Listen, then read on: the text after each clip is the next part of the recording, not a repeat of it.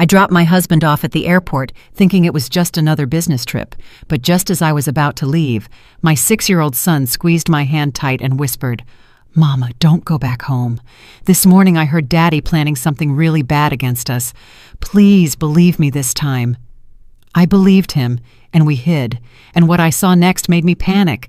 But before we continue, make sure you're subscribed to the channel and write in the comments where you're watching this video from. We love knowing how far our stories are reaching. The fluorescent lights of Hartsfield-Jackson Atlanta International Airport were hurting my eyes that Thursday night. I was tired. That kind of tired that comes from deep inside, you know? It's not just sleepiness. It's an exhaustion of the soul that I'd been dragging around for months without really understanding why. My husband, Kwasi, stood beside me with that perfect smile he always wore in public. Impeccable gray custom suit, leather briefcase in hand, the expensive cologne I'd gifted him for his last birthday lingering in the air. To anyone in that terminal, we were the definition of black excellence. The power couple. He, the successful executive. Me, the dedicated wife sending him off before a major business trip to Chicago. If only they knew. By my side, his sweaty little hand holding mine firmly, was Kenzo, my 6-year-old son, my entire world. He was too still that night, quieter than usual. And mind you, Kenzo has always been an observant child, one of those kids who prefers watching to participating. But that night, there was something different in his eyes, a fear I couldn't name. "This meeting in Chicago is crucial, babe," Kwasi said, pulling me in for a calculated hug. Everything about him was calculated. I just didn't know it yet. 3 days tops and I'm back. You hold down the fort here, right? Hold down the fort, as if my life was just that, holding everything together while he built his empire. But I smiled like I always did, because that's what was expected of me. "Of course, we'll be fine," I replied, feeling Kenzo squeeze my hand even tighter. Kwasi crouched down in front of our son. He placed both hands on Kenzo's shoulders, in that way he always did, when he wanted to look like the perfect father. "And you, little man, you take care of Mama for me, all right?" Kenzo didn't answer. He just nodded, his eyes fixed on his father's face. That look. It was as if he were memorizing every detail, every feature, as if he were seeing Kwasi for the very last time. I should have noticed. I should have felt that something was wrong right then and there, but we never notice the signs when they come from the people we love, do we? We think we know the person, that after 8 years of marriage, nothing can surprise us. How naive I was. Kwasi kissed Kenzo's forehead, then mine. "Love you both. See you soon." And then he turned, grabbed his carry-on, and walked toward the TSA checkpoint. Kenzo and I stood there, frozen in the middle of that crowd of goodbyes and reunions, watching him disappear. When I finally couldn't see Kwasi anymore, I took a deep breath. "Come on, baby. Let's go home." My voice came out weary. I just wanted to get back to our house in Buckhead, kick off these uncomfortable heels I'd worn to look the part, and maybe watch something on TV until sleep took over. We started walking down the long airport concourse, our steps echoing on the polished floor. Kenzo was even quieter now, and I could feel the tension in his small body through the hand holding mine. "Everything okay, sweetie? You're very quiet today."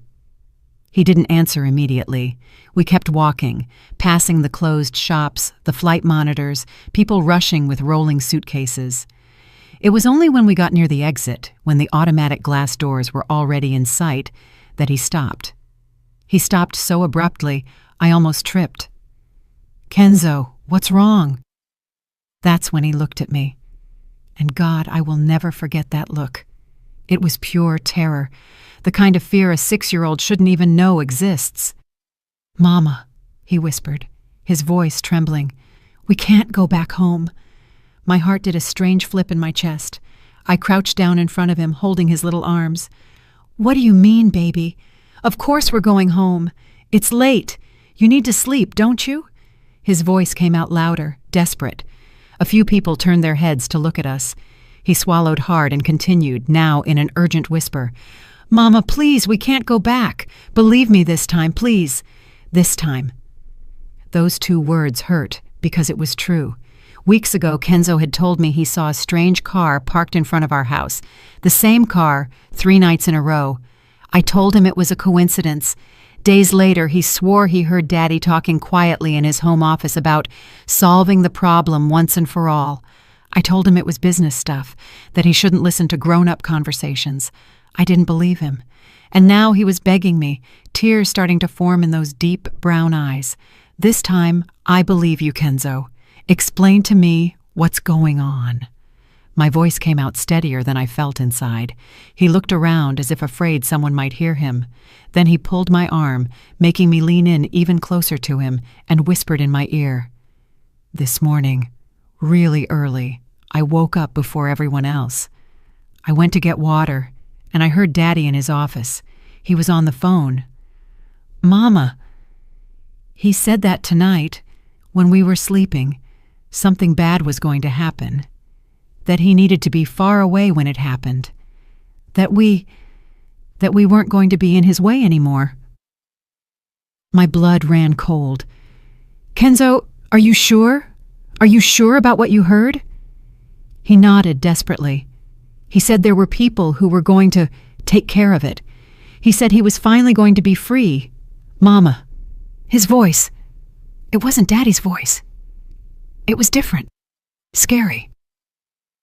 My first instinct was to deny it, to say it was his imagination, that he had misunderstood, that Kwasi would never. But then I remembered things, little things I had ignored. Kwasi increasing his life insurance policy 3 months ago, saying it was just a precaution for generational wealth. Kwasi insisting that I put everything, the house in Buckhead, the car, even our joint savings account, solely in his name. It helps with taxes, babe. Kwasi getting angry when I mentioned I wanted to go back to work. It's not necessary, Ira. I handle everything. The strange calls he answered, locked in his office, the increasingly frequent trips, and that conversation I accidentally overheard 2 weeks ago when I thought he was asleep. He was murmuring into the phone, "Yeah, I know the risk, but there's no other way. It has to look accidental." At that moment, I convinced myself it was about work, about some risky investment. But what if it wasn't? I looked at Kenzo, at that terrified face, the rolling tears, the trembling hands, and I made the most important decision of my life. Okay, son, I believe you. The relief that washed over his face was instant but short-lived. So what are we going to do? Good question. My brain was racing. If Kenzo was right, and every cell in my body was starting to scream that he was, going back home was a death sentence. But where to go? Whose house? All our friends were Kwasi's friends too, part of the same social circle. My family lived in North Carolina, and if I was wrong, if it was all a terrible misunderstanding, but what if it wasn't? Let's go to the car, I decided, but we're not going inside the house. We're going to watch from a distance, just to be sure. Okay? Kenzo nodded. I took his hand again, and we walked to the parking deck. My heart was beating so hard, I could hear the blood pulsing in my ears. Every step felt like it weighed a ton. The cool night air hit me as we stepped out. The parking deck was dimly lit, with just a few scattered cars. Ours was in a corner, a silver SUV that Kwasi had insisted on buying last year. "A safe car for my family," he'd said. Safe. What a bitter joke. We got in. I buckled Kenzo in, then myself. My hands were shaking so bad it took me 3 tries to start the ignition. "Mama?" Kenzo's voice was small in the back seat. "Yes, baby?" "Thank you for believing me." I looked in the rearview mirror. He was curled up in the seat, hugging the dinosaur backpack he took everywhere. "I'm always going to believe you, son. Always." And in that moment, I realized I should have said that sooner. I should have listened to him from the start. I drove in silence. I didn't go straight to our driveway. Instead, I took a back route through the neighborhood, finding a spot on a parallel street that offered a view of our house through the trees without us being easily seen. I parked in a dark spot between two large oaks. From there, we could see our home. Everything looked normal. The streetlights illuminated the sidewalk, our manicured lawn, the porch where Kwasi and I drank coffee on Sundays, the window of Kenzo's room with the superhero curtains he had picked out. Home. Or at least that's what I thought it was. I turned off the engine and the lights. Total darkness, total silence, except for our breathing. "And now we wait," I whispered. Kenzo didn't say anything. He just kept looking out the window, eyes fixed on the house. And so we waited, not knowing that in less than an hour, everything I thought I knew about my life was going to crumble. The dashboard clock read 10:17 p.m. When I started to question if I wasn't being completely ridiculous, there I was, hiding on a dark street with my 6-year-old, spying on my own house like we were in a bad movie. What kind of mother does this? What kind of wife suspects her own husband? Of what exactly? I couldn't even form the complete thought in my head. It was too absurd. Kwasi never raised a hand to me, never yelled at Kenzo. He was a present father, a provider. But was he a loving husband? The question came out of nowhere and caught me off guard. When was the last time he looked at me with genuine affection? When did he ask how my day was and actually want to hear the answer? When did he touch me without it being mechanical, automatic? When was the last time I felt loved and not just maintained? "Mama, look!" Kenzo's voice snapped me out of my thoughts. My heart spiked. "What? What did you see?" "That car." I followed the direction of his finger. A vehicle was turning onto our street, but it wasn't just any car. It was a dark van, no decals, no front plate visible. The windows were tinted, so dark it was impossible to see who was inside. The van slowed down as it passed the houses, too slow to be someone just passing through. It was like it was hunting. My breath caught in my throat when the van stopped, exactly in front of our house. "It can't be," I whispered. "It can't." But it was. The two front doors opened. Two men stepped out. Even from a distance, even with the poor lighting, you could see they weren't technicians or delivery guys or anything normal. They wore dark clothes, hoodies up, and the way they moved was stealthy, calculated. They stood for a moment in front of our driveway gate, looking around. My instinct was to scream, call 911, do something, but I was paralyzed, watching like it was a nightmare I couldn't wake up from. One of them, the taller one, reached into his pocket. I expected him to pull out a crowbar, some tool to force entry. That would be a robbery. I could deal with a robbery. I could call the police, file a report, move on. But what he pulled out of his pocket made my world collapse. A key. He had a key to our house. "Mama!" Kenzo's voice trembled. "How do they have a key?" I couldn't answer. I was too busy trying not to throw up.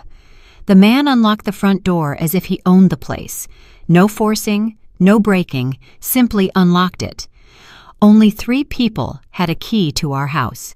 Me, Kwasi, and the spare key that was in his home office, inside the desk drawer that was always locked.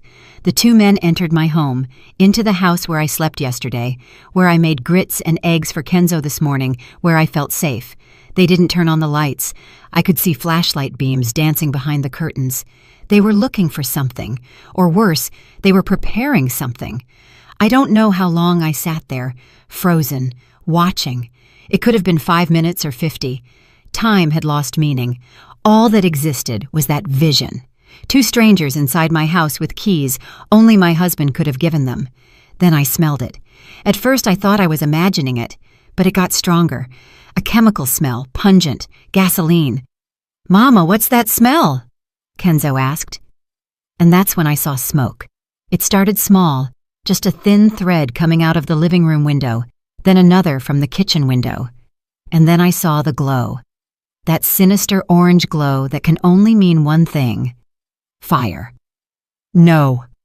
I got out of the car without thinking. "No, no, no." Kenzo's hand pulled me back. "Mama, no, you can't go there." He was right. I knew it, but it was my house, my things. The photos from when Kenzo was born, my wedding dress stored in the closet, the drawings Kenzo made that I stuck on the fridge, the quilt my grandmother stitched before she passed, all burning. The flames grew fast, terrifyingly fast. In a matter of minutes, the living room was totally engulfed. The fire licked the walls, shattered the windows, climbed to the second floor where Kenzo's room was. That's when the sirens started. Someone must have seen the smoke and called the fire department. The dark van sped off, lights off, disappearing around the corner seconds before the first fire truck appeared. I was shaking so hard I could barely stand. Kenzo was hugging me from behind, his little face buried in my back, sobbing. "Kenzo was right," I murmured. "You were right, baby. You were right." If we had gone home, if I hadn't believed him, we would be inside there right now, sleeping, unaware. And those men would have... I couldn't complete the thought. My legs gave out, and I fell to my knees right there in the middle of the dark street, watching my life turn to ash. My phone vibrated in my pocket. With trembling hands, I picked it up. It was a text from Quasi. "Hey babe, just landed. Hope you and Kenzo are sleeping well. Love you guys. See you soon." I read the message once, twice, 3 times. Every word was a knife. Every heart emoji was poison. He knew. Of course he knew. He was in another state building his perfect alibi while hiring people to kill us, to burn us alive while we slept. And then he would come back as the devastated husband, the grieving father. He would cry at the funeral, receive condolences, and keep everything. The life insurance, the land, the bank accounts. That's what Kenzo heard him say on the phone. "I'm finally going to be free." Free of me. Free of his son. The nausea came with force. I turned around and threw up right there on the curb. Everything I had in my stomach came out along with whatever illusion I still had about my marriage. When I could finally stop, I wiped my mouth with my sleeve and looked at Kenzo. He was sitting on the curb, hugging his knees, watching the house burn. Tears rolled down his face, but he wasn't sobbing anymore. He was just watching. A 6-year-old shouldn't have that expression, that terrible premature understanding that people who should love you can want to hurt you. I sat beside him and pulled him into a tight hug. "I'm sorry," I whispered into his hair. "I'm sorry for not believing you sooner. I'm sorry for everything." He held on to me as if I were the only solid thing in a world that had turned upside down. And maybe I was. "What are we going to do now, Mama?" That was the million-dollar question, wasn't it? What do you do when you discover that the man who promised to love and protect you actually wants you dead? We couldn't go home. A home didn't even exist anymore. We couldn't go to the police. Quasi had an ironclad alibi, and it was just me and the word of a 6-year-old against his. We couldn't go to friends or family. Everyone would think I was crazy, in shock from the fire, making things up. And Quasi was free, flying back at that very moment, probably practicing the look of shock and sadness he was going to use when he discovered the tragedy. We needed help. Help from someone Quasi didn't know, someone who could understand, someone who knew how to deal with what? Attempted murder? Conspiracy? That's when I remembered. My dad, Grandpa Langston, before he passed 2 years ago, had given me a card. It was on a rough day, right after his cancer diagnosis. He called me to his hospital room, took my hand, and said, "Ira, I don't trust that husband of yours. Never have. If one day you need help, real help, find this person." The card had a name, Zunaira Okafor, attorney at law, and a phone number. At the time, I was offended. How could my dad not trust Quasi? Quasi, who was so attentive to him, who visited him in the hospital, who paid for the best doctors. But now I understood. My father saw something I refused to see, and he left me a way out. I took my phone again. Battery was at 23%. I needed to make a decision fast. "Kenzo, remember that card Grandpa gave me? The one I kept in my wallet?" He nodded. I'm going to call the person on it. She's going to help us." At least I hoped so. With trembling fingers, I dialed the number. 3 rings, 4. It was going to voicemail when a female voice, raspy but firm, answered. "Hello? Attorney Okafor speaking." "Attorney?" "Ms. Okafor, my name is Ayira Vance. You don't know me, but my father was Langston Vance. He gave me your number. I need help. Bad." There was a pause. Then, "Ayira, Langston told me about you. Where are you?" My house just burned down. I'm on the street with my son. And my husband tried to kill us." Another longer pause. When she spoke again, her voice was different, more urgent. "Are you safe right now? Can you drive?" "Yes." "Then write down this address." Attorney Zunera's office was in an old brick building in the Sweet Auburn district, the kind of place you pass by without noticing. It didn't have a flashy sign, just a small, faded plaque. Z. Okafor, Legal Counsel. It was almost midnight when I parked in front. The street was deserted, only a few streetlights working. Kenzo had fallen asleep in the back seat during the drive, exhausted from crying. I had to carry him. Before I rang the bell, the door opened. A woman stood there. She must have been about 60, gray locks pulled back in a bun, reading glasses hanging from a chain. She wore a simple blouse and jeans like she had been woken up, but her eyes were alert, analyzing every detail of me and Kenzo. "Ayira, yes, come in quickly." I obeyed. She locked the door behind us with 3 different deadbolts. The office smelled of old books and strong coffee. There were stacks of files everywhere, old cabinets, a table full of papers. "Put the boy on the sofa over there," she instructed. "There's a blanket on the chair." I laid Kenzo down carefully. I covered him. He kept sleeping, his face still streaked with tears. "Coffee?" she offered. I was going to refuse, but she was already pouring 2 cups. She handed me one and pointed to the chair in front of her desk. "Sit down and tell me everything from the beginning. Leave nothing out." And I told her. I told her about Kwasi's trip, about Kenzo's whisper at the airport, about the decision to hide and watch the house, the men with the keys, the fire, Kwasi's text pretending to care while knowing we should be dead.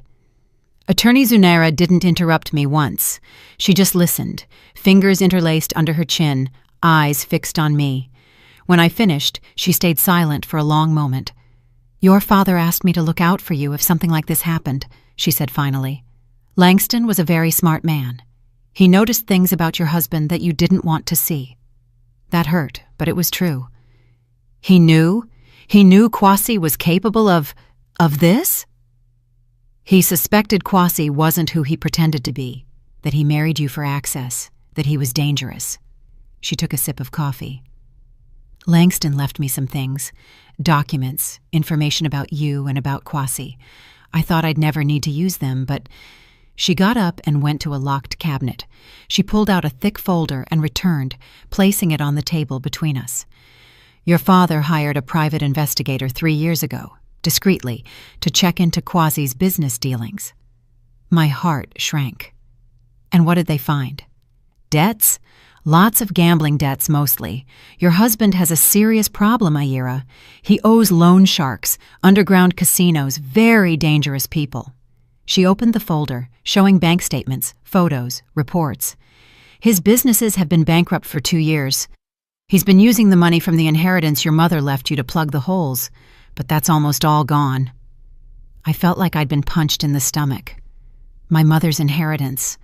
$150,000 she left me, which I put in a joint account because we were married. "What's mine is yours, babe." He spent it all, down to the last cent. She turned a page. "And now the lenders are collecting with interest. Kwasi owes almost $500,000. People like that don't negotiate, Ayira. Either he pays or..." She didn't need to finish the sentence. "But I don't have that money. We don't have it." "So why the life insurance?" she asked simply. You have a life insurance policy worth $2.5 million, don't you? Your father insisted on it when you got married, remember? Said it was important to protect you and any future grandchildren. I remembered. Kwasi thinking it was excessive at the time, but accepting. I never questioned it. I never thought, and if I died in an accident? I continued the reasoning, feeling bile rise in my throat. Kwasi would receive the $2.5 million, pay the debts, and be free. Exactly. Attorney Zunaira closed the folder. And a fire is the perfect kind of accident. Hard to prove arson if done right. Hard to trace, and he has the perfect alibi. He was in another state when it happened. But I didn't die, and neither did Kenzo, and he doesn't know that yet. The way she said that made something click in my head. You're suggesting that we let him think the plan worked for now? She leaned forward. Aira, if you show up now, it'll be his word against yours. Do you have proof? Witnesses? Anything other than the story of a 6-year-old boy who could have misunderstood a conversation? I had nothing, just the certainty in my heart and the fear in my son's eyes. But what about the men who burned the house? Won't the police investigate? They will, and without leads, they might conclude it was an accident. Faulty wiring, gas leak, anything. Those men are pros, Aira. They don't leave tracks. She sighed. Kwasi planned this very well. The only flaw in his plan was that Kenzo listened and that I believed him. I looked at my son sleeping on the sofa, so small, so innocent, and yet he had saved our lives. So what do I do? I can't just disappear. My ID, my cards, everything burned in the house. I have no money. I have nowhere to go. You have me, said Attorney Zunaira, and you have something Kwasi doesn't know you have. What? She smiled, a cold smile that made me see why my father trusted her. The truth, and time to prove it. Kwasi will return tomorrow. He'll pretend to be devastated. He'll put on a show for the police and the neighbors. He'll look for the bodies, and when he doesn't find them, he'll know something went wrong. Yes, but by then we'll already be 10 steps ahead. I didn't completely understand what she meant, but I was too exhausted to question, too exhausted to think. I could barely keep my eyes open. You and the boy will stay here tonight, she decided. There's a small room in the back. It's not the Ritz, but it has a bed. Tomorrow we'll plan the next steps. Attorney Zunaira, why are you doing this? Why help so much? She went quiet for a moment, looking at a point beyond me, lost in some memory. Langston saved my life once. A long time ago, when my own husband tried to kill me. She turned her gaze back to me. I know exactly what you're feeling right now, Aira. The shock, the betrayal, the fear, and I promised your father that if you needed me, I would be here. It is a debt I have the pleasure of repaying. I swallowed the tears threatening to fall. Thank you. Don't thank me yet. The game has just begun. I slept for maybe 3 hours, but it felt like 3 minutes. I woke up with Kenzo shaking me, scared, asking where we were. It took me a few seconds to remember, and when I did, reality crashed down on me like a bucket of ice water. My husband tried to kill me. No matter how many times I repeated that in my head, it still seemed unreal, surreal, like a nightmare I was going to wake up from at any moment. But it wasn't, and the morning news proved it. Attorney Zunaira knocked on the door of the small room at 7 o'clock a.m. Turn on the TV, Channel 2. There it was. Breaking news. Massive fire destroys luxury home in Buckhead. Fate of family unknown. They showed the house, or what was left of it. Just blackened walls and smoking rubble, firefighters still working, sifting through debris. And then they showed him, Kwasi, getting out of an Uber amidst the chaos, with an expression I recognized, the one he used when rehearsing important speeches in the mirror. Calculated worry, measured horror. My wife, my son, for God's sake, someone tell me they weren't in there. He screamed at the camera, at the police officers, at anyone who would listen.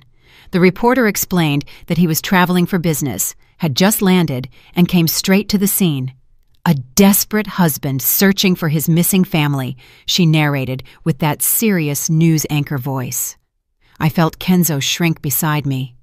"He's lying," my son whispered. "He's pretending he cares." And he was. You could see it if you looked closely, the way he checked the camera angles before collapsing in tears, how his eyes were dry, even with hands covering his face. How he asked the fire chief, "Did you find the bodies yet?" with an urgency that wasn't of someone holding on to hope, but of someone needing confirmation. He wanted to make sure we were dead. Attorney Zunaira turned off the TV. "He'll look for the bodies all day. When he doesn't find them, he'll start to suspect. We have maybe 24 hours before he realizes you escaped, and then he'll panic. And people in panic make mistakes."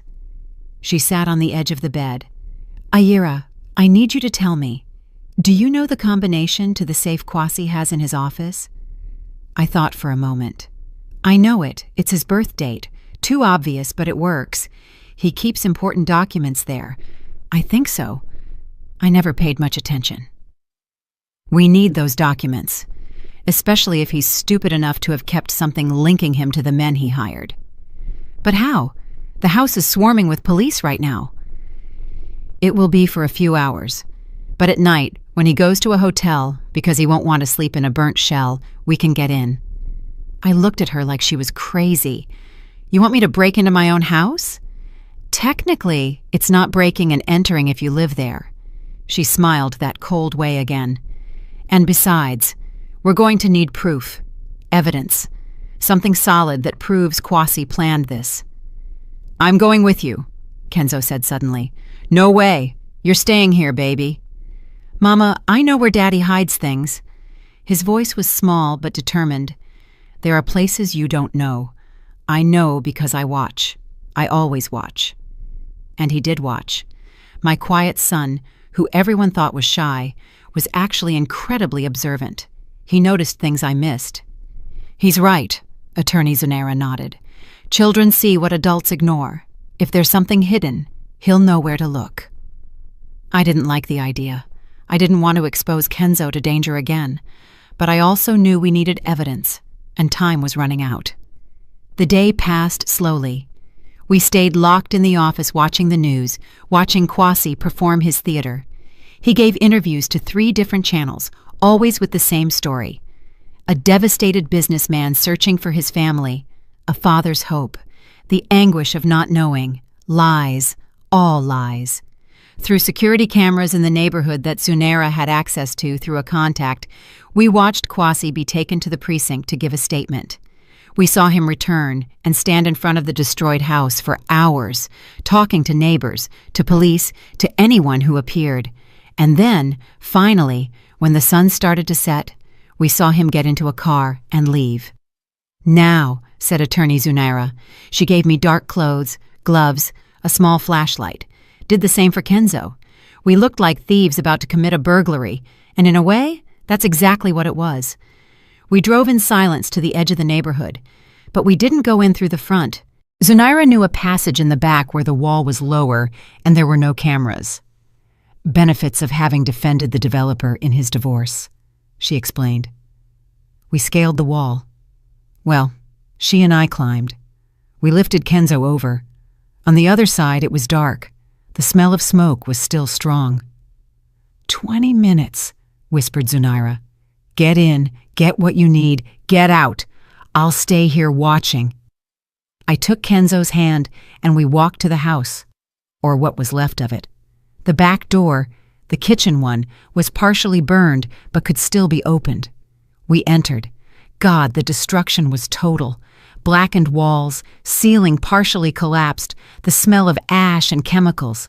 Everything that was my life was destroyed. But we didn't have time to mourn.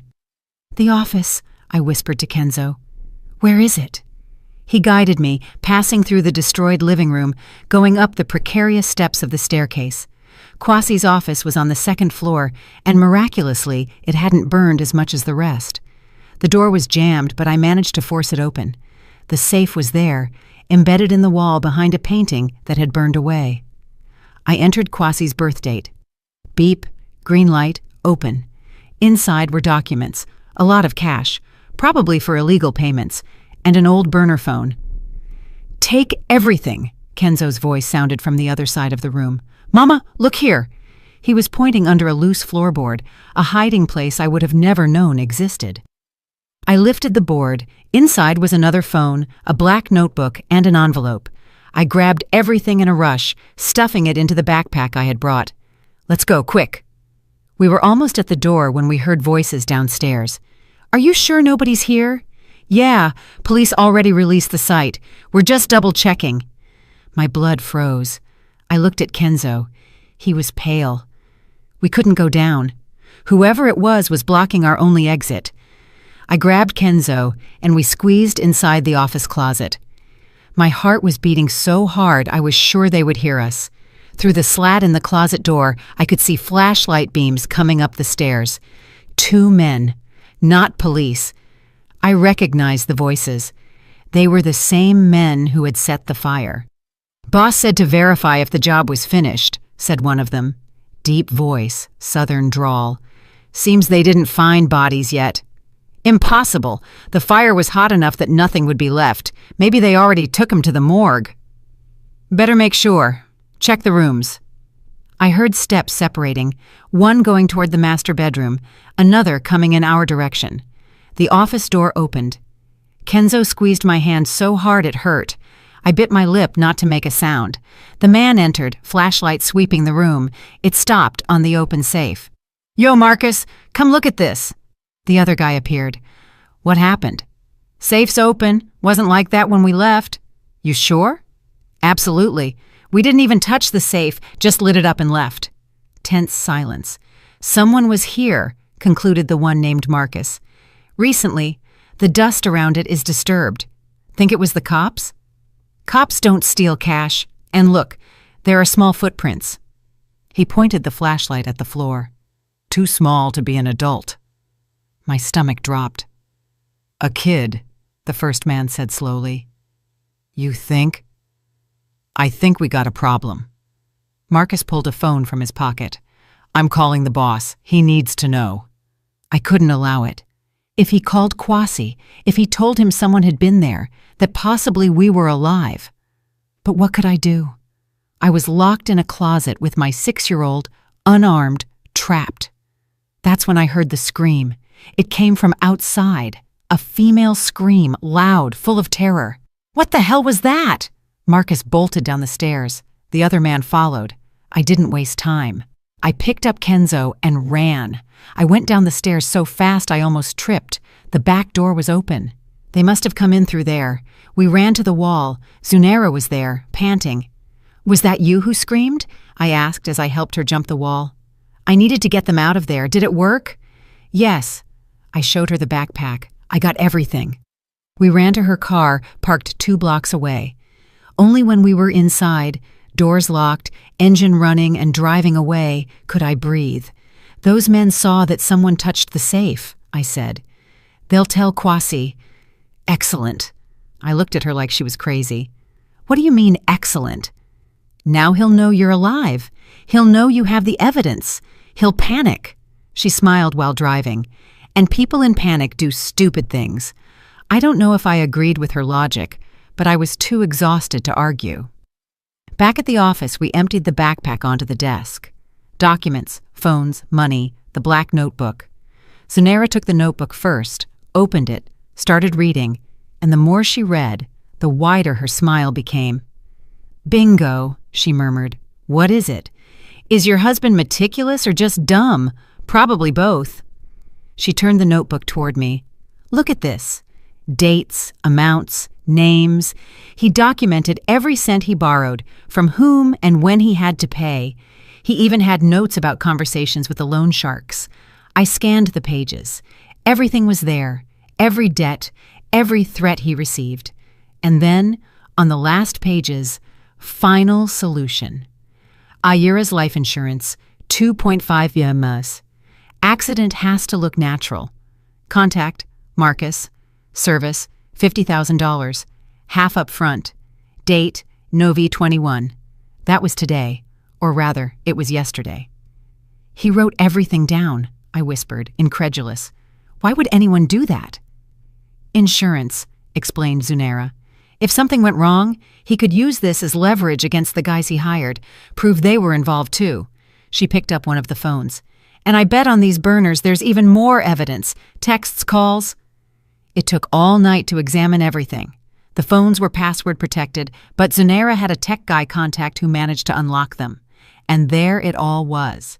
Messages between Quasi and Marcus. Need it to be a day I'm traveling. Solid alibi. Has to look accidental. Fire is good, hard to trace. And the kid? Marcus had asked. Can't leave anyone behind either. Quasi had written coldly about killing our son as if it were a minor detail, an inconvenience to be solved.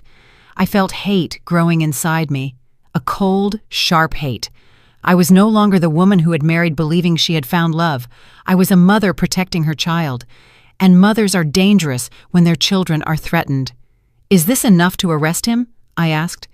Enough to arrest, convict, and throw away the key, confirmed Zunera. But we need to do it right.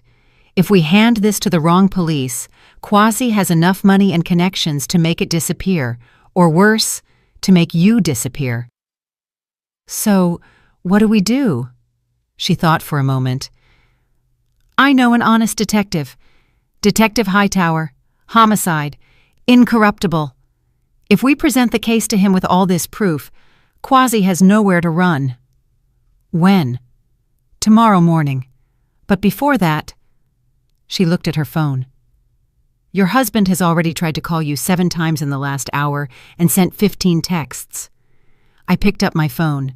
It was on silent, but the screen lit up with notification after notification. Aira, for God's sake, where are you? Babe, I'm desperate. Please answer me.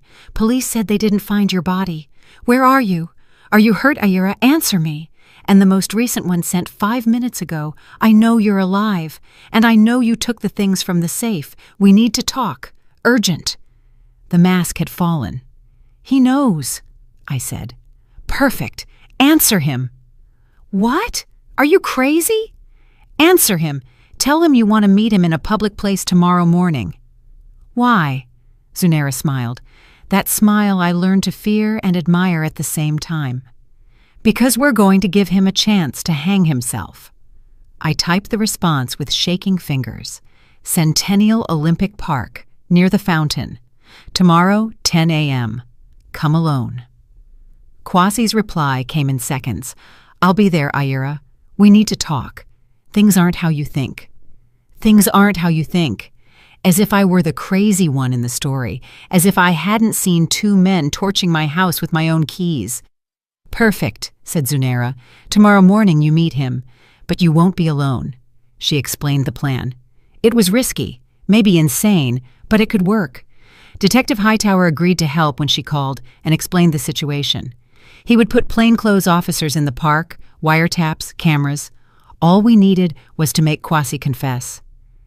He's never going to confess knowing he might be recorded, I argued. He doesn't need to confess with words, she replied. He just needs to act, and desperate men always act. That night, I couldn't sleep. I kept imagining the meeting, what I would say, how I would look into the eyes of the man who tried to kill me and pretend normalcy. Kenzo slept beside me, finally at peace after days of terror. At least one of us could rest. At 9:30 the next morning, we were positioned. Me sitting on a bench in Centennial Park, wearing a jacket with a built-in wire. Kenzo safe in the office with Zunera, watching everything through a feed the police set up. Detective Hightower and his team scattered around the park, disguised as tourists, hot dog vendors, people walking dogs. And then I saw Quasi.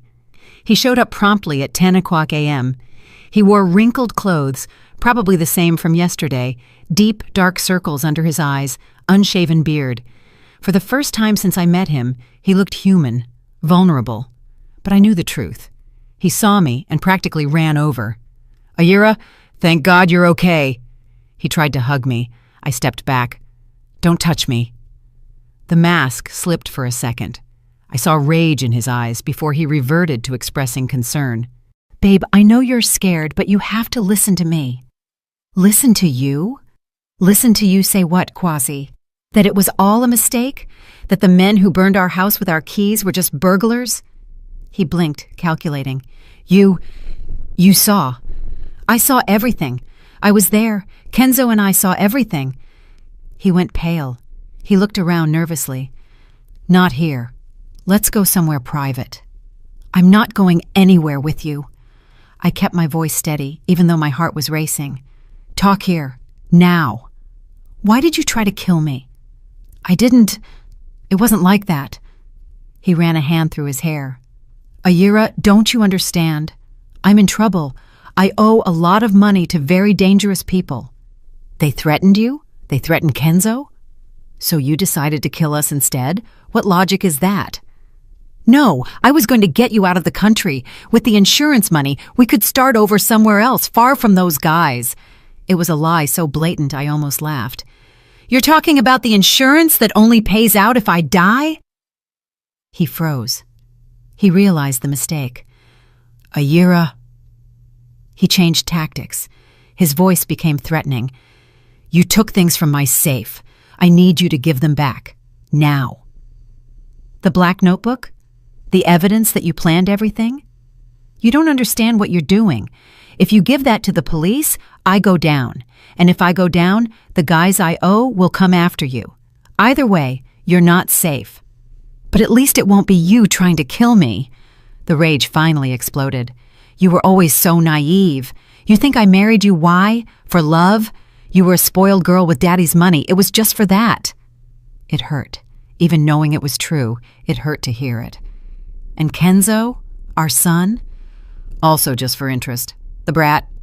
He spat the words. He was always weird. Too quiet. Watching everything. Freak kid. And there was the true hate. It wasn't just for money. He truly despised us. That's when I heard Detective Hightower's voice in my ear. We have enough. Move in, team. Suddenly, the tourists stood up. The vendors abandoned their carts. Everyone converged on Kwasi with badges in hand. Kwasi Vance, you are under arrest.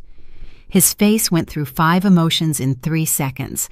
Shock, confusion, rage, fear, and finally, acceptance. He had lost. But before they could cuff him, he did something no one expected. He ran. He sprinted through the park, knocking people over, jumping benches. The police went after him, but he had a head start and was running in my direction.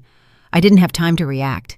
He grabbed me, pulled something from his waistband, a knife, and pressed it against my neck. "Nobody moves!" he screamed. His voice was unrecognizable. "Or I kill her! I swear I'll kill her!" Detective Hightower stopped 10 feet away, hands up. "Calm down, Kwasi. You don't have to do this." "Of course I do. She ruined everything! Everything!" The blade pressed harder. I felt a trickle of blood run down. My brain went into panic mode, but then I remembered Kenzo, my son, watching everything. I couldn't let him see me die. "Kwasi," I said, trying to keep my voice calm, "you're not going to do this. Don't tell me what I am or am not going to do. You're not going to do it because you're a coward. You always have been." I turned my head slightly, looking him in the eyes. Cowards don't kill while looking someone in the eye. They hire other people, and even at that, you failed. The knife trembled in his hand, and in that second of hesitation, something happened. A shot, not to kill, to incapacitate. A sniper I hadn't even seen hit Kwasi's hand. The knife dropped. He screamed in pain, and in seconds he was on the ground, handcuffed, surrounded by officers. I fell to my knees, shaking. Detective Hightower helped me up. "It's okay. It's over." But it didn't feel over. Nothing felt real. I watched Kwasi being dragged to the squad car. He was screaming, kicking, threatening. "This doesn't end here, Ayira. You're gonna pay! You're gonna pay!" Empty. All his threats were empty now. Kwasi's trial was fast. With all the evidence, the notebook, the phones, the recordings of our meeting, the testimony of the men he hired, who cut a plea deal, there was no defense. They tried to plead temporary insanity, tried to say he was coerced by the loan sharks, tried everything. It didn't work. Kwasi was sentenced to 25 years in federal prison, attempted murder, arson, insurance fraud. The list was long. I didn't go to the sentencing. I didn't want to see his face ever again. But Zunaira went. She sent me a text when the verdict came down. Justice is served. Justice. The word seemed strange, because it didn't seem fair that 8 years of my life had been a lie. It didn't seem fair that my son had to grow up knowing his own father wanted to kill him, but at least we were alive and free. In the following months, I had to rebuild everything. Literally everything. Documents, identity, bank account, home. I got access to the home insurance money. Ironic, since Kwasi had burned it to get a different insurance payout. It wasn't a fortune, but it was enough to start over. Zunaira helped me with all the paperwork. More than that, she became a friend. Maybe the first true friend I ever had. Your father knew I was going to need you one day, I told her one afternoon, drinking tea in the new apartment I rented in Decatur. How did he know about Kwasi? A father's intuition, she smiled. Or maybe he saw things that you, being in love, didn't want to see. Little signs. The way Kwasi looked at your family's money. How he asked about inheritances. How irritated he got when you talked about working. She was right. The signs were always there. I was the one who chose to ignore them. Kenzo was going to therapy. At first, he didn't want to talk about what happened, but over time, slowly, he began to open up. The therapist said he was resilient. Children are stronger than we imagine, but even strong, he had nightmares. Woke up screaming, saying there was fire, that he couldn't get out, that his daddy was coming. On those nights, I stayed with him, held him, hummed the gospel songs I sang to him when he was a baby, and slowly he would go back to sleep. "Mama," he asked me one night, a few months after the trial, "do you still love Daddy?" The question caught me off guard. Why do you ask that? Because he was bad, really bad. But he's still my daddy, and I don't know if it's wrong to miss him sometimes. My heart broke. I pulled him into a tight hug. It's not wrong, baby. He is your dad. And the part of him you knew, the part that played catch with you, that took you to the park, that part felt real, or at least you believed it was, and there's no problem missing that. But he tried to hurt us. He tried, and that was horrible and unforgivable. But your feelings are yours. You can miss the dad you thought you had and still be angry about what he did. Both things can exist together. He stayed quiet for a while, then whispered, "I saved you, right, Mama? You saved us. You saved me, and you saved yourself. You are my hero, Kenzo." He smiled, a small smile but genuine. And in that moment, I knew we were going to be okay. Not immediately, not magically, but eventually. I started working again, something Kwasi never allowed. I got a job at a nonprofit in Atlanta that helped women victims of domestic violence. It seemed appropriate. I understood what they were going through, the fear, the shame, the feeling that somehow it was their fault. And I could say, from my heart, it is not your fault. It never was. Attorney Zunaira offered me a partnership in her firm a year later. "You have talent for this, and passion. It would be a waste not to use it." I accepted. I went back to school, did an accelerated law program, passed the Georgia bar exam. It wasn't easy. Going back to books at 34 is challenging, but I passed. I became an attorney, specialized in family law and domestic violence cases. I used the pain to help other people, and in some way, that helped heal my own pain. 3 years after the fire, we moved into a real house. Small, simple, but ours. Kenzo chose his own room, painted the walls blue, but no superheroes this time.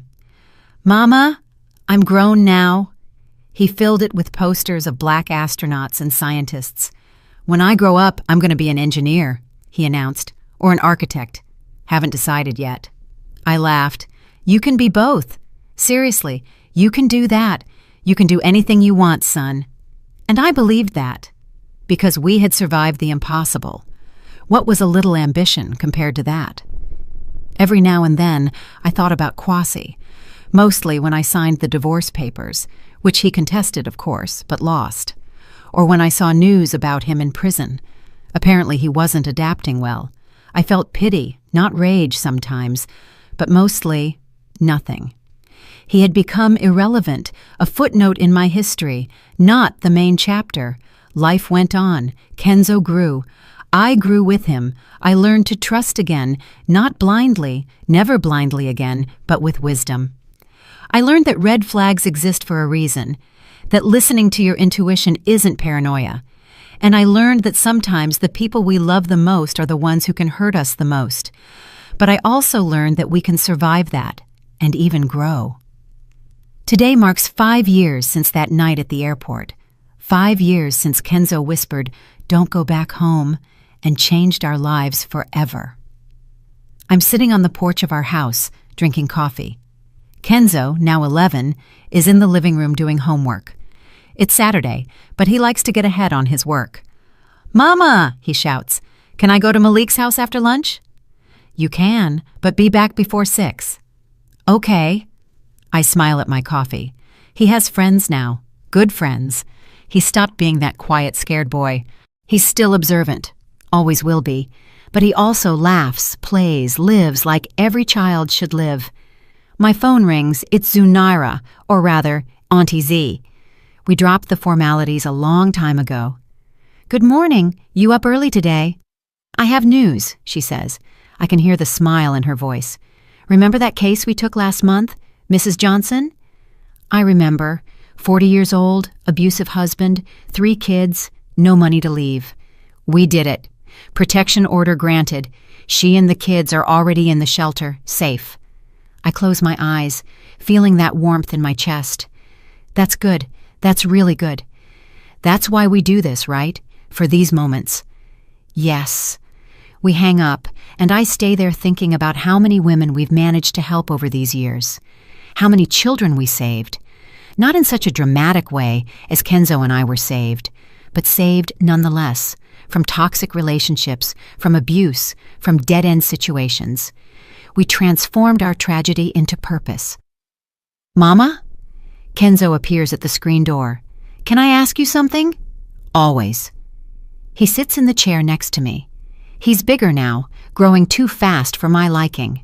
Soon he'll be taller than me. "Are you happy?" The question takes me by surprise.